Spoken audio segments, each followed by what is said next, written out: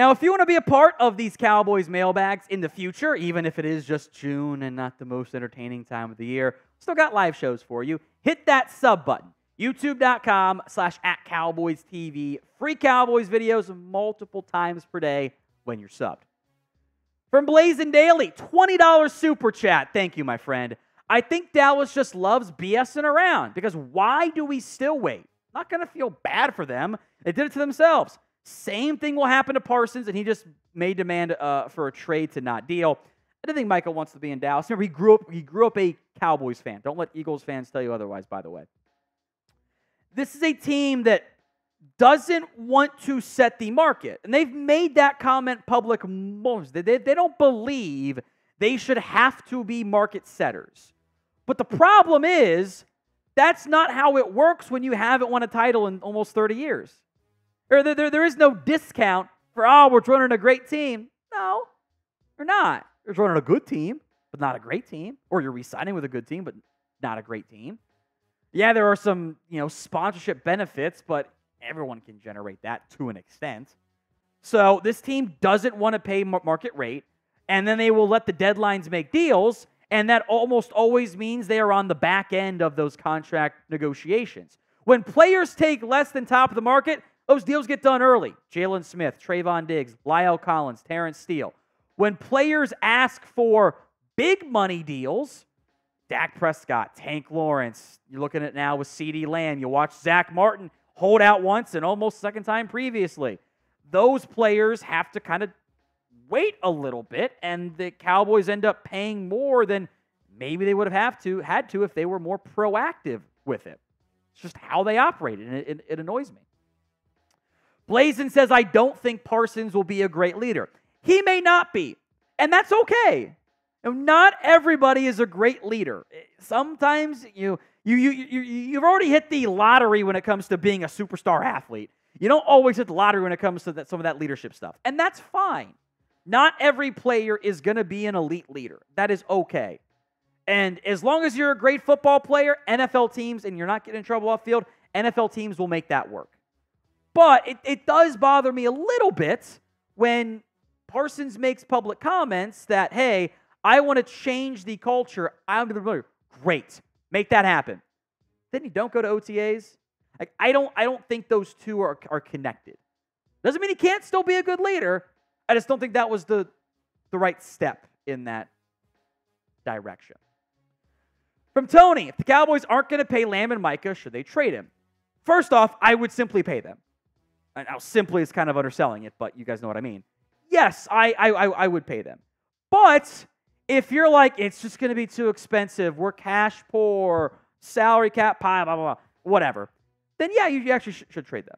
It's kind of why I didn't like what they did with Dak this offseason. Like, you should know by now if Dak's your guy or not. And if he's your guy, you should have paid him already. That's why I hate these, we're all in, but we'll pay him eventually. No, do it. You can't say you're all in on a hand that hasn't been dealt yet. It's not how it works. You got to be all in with your hand or not. You can't just keep checking and bleeding chips, So if you're not going to pay him, which I think you should, then yes, you should try to trade them. Get a big haul back. Now, the odds of getting a top 3 receiver and a top 3 edge, wherever you want to rank them, is pretty damn low with those picks. That's why teams don't often trade superstar players when they're coming off 12 win seasons in a row.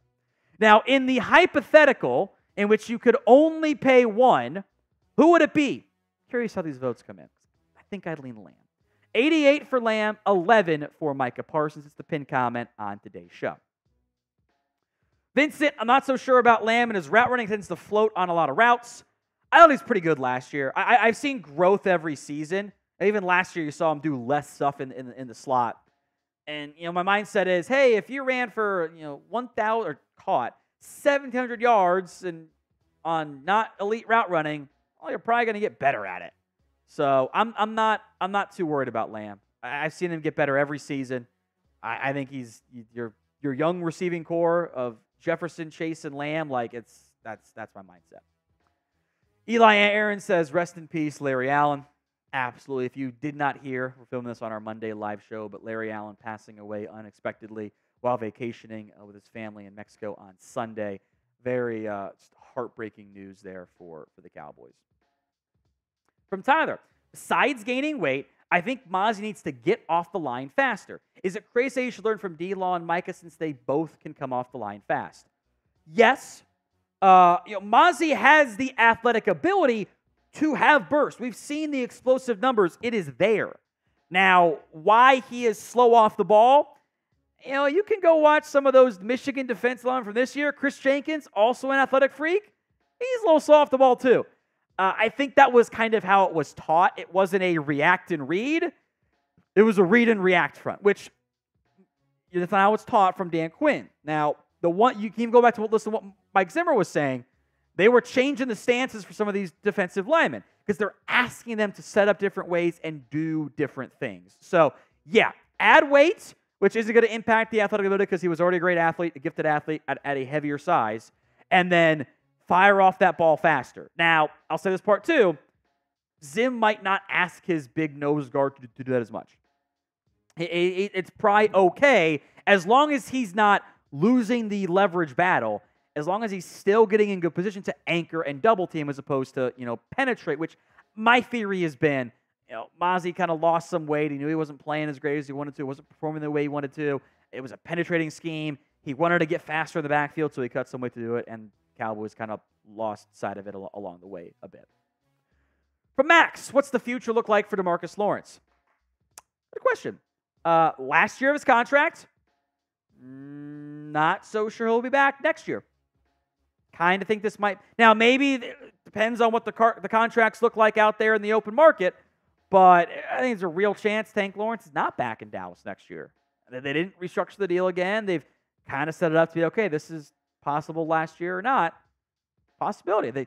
Marshawn Nealon, in many ways, can replace Tank Lawrence. Maybe not as good immediately, but I think the profile fits that mold. So will Tank Lawrence be back in Dallas in 2025? Y for yes, N for no. Dust Pack, I think we should get 3 years of Dak, then trade him for good value after 2 years. If that's the plan you want to go, that's fine with me. You're trying to win now, and then if it doesn't work, you can potentially move on. Now, you might have to juggle the no trade clause that I'm betting is still going to be included because you screwed up the first time you paid him, or waited to pay him, I should say. But that's a plan. That is a plan. Otherwise, what are we doing out here, Daniel, team gaining $9.5 million salary cap space. Expect them to go get Gilmore, Campbell, and Simmons on cheap contracts. Defense good, become elite. No, they're not going to get all three guys. I would be happily blown away if they did. I would happily take one of those guys. The Cowboys will roll some of that salary cap space over. They'll do it for a training camp signing or something.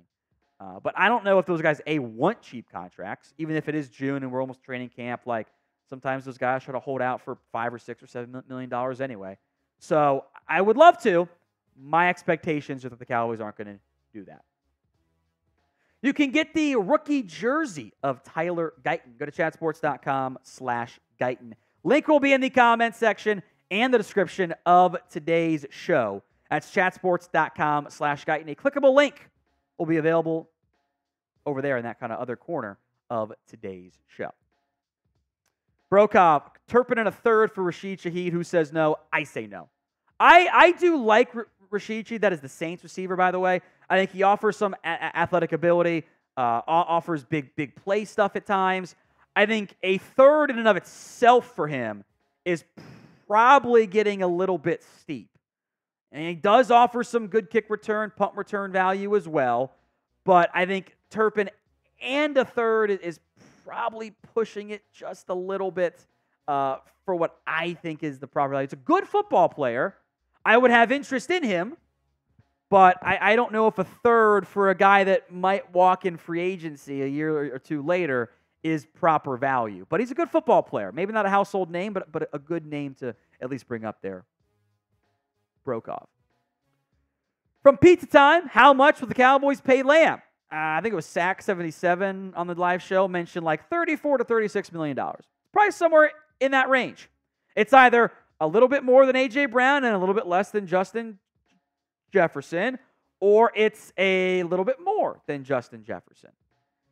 $2 million, you can haggle over it, try to win the deal, so to speak, but You've also got Jamar Chase kind of lingering out there in the ethos, and you don't want to have the chance of him also jumping in front. And you don't want to be very last in line. And you're kind of a little bit close to being very last in line. From Sam, do you trust Trevon Diggs to return from injury?